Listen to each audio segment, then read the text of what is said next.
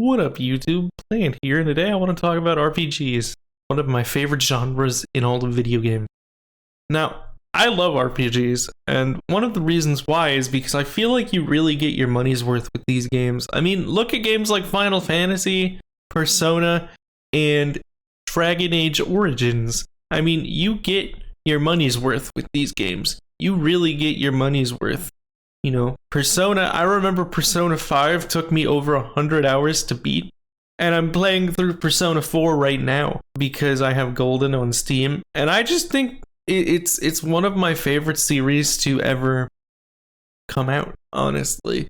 I love the world, I love the characters, I love the dungeon crawling aspect of it, and I love how they're all intertwined, and I love how RPGs can really take two completely different aspects of video games. One being dungeon crawling and one being like a slice of life kind of simulator thing, and kind of merge them together and come out with something that works. And I just find that really fascinating how, you put that in any other kind of genre, like an action game, and something like that would be kind of difficult to pull off, kind of difficult to really push forward.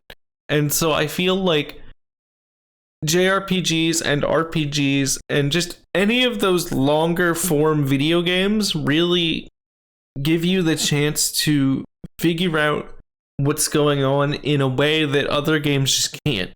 So like action games, they're cool and everything, but they don't have the length and they don't have the amount of time to tell a story that an RPG does.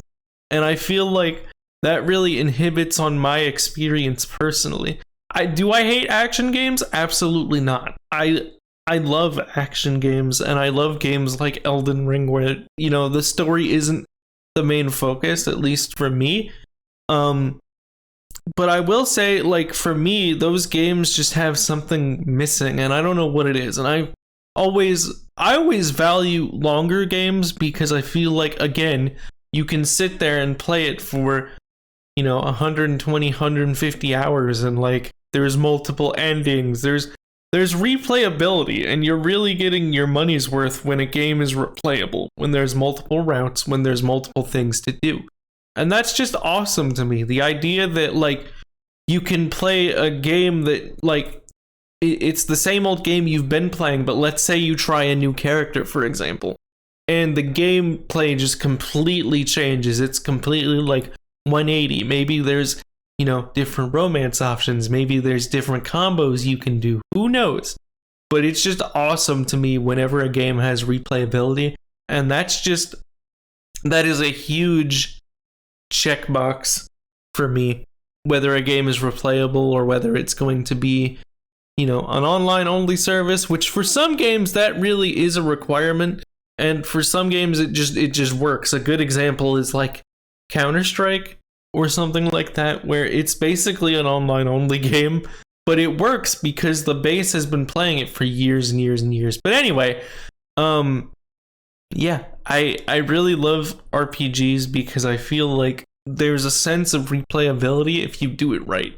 And then you get into the whole illusion of choice, which, if you think about it, that has to be one of my favorite aspects of RPGs, is that there's this sense of controlling what happens around you. And it gives you this sense of not urgency, but it gives you this sense of like power, and it gives you this sense of like, this is really bigger than I am. And I like that feeling. I like seeing my decisions shape the world around me. And I think that's really interesting from a gameplay mechanic. Sure, action games have this on like a certain, low level, like, oh, if you save all the hostages in the game, you'll get like an invincibility cheat. But what I like seeing is like the backstory. So like, if I'm gonna go and save, a family or something, I want to go back to the village where you go and save them, for example. And I want to see them like living their lives and be able to like talk to them and interact with them.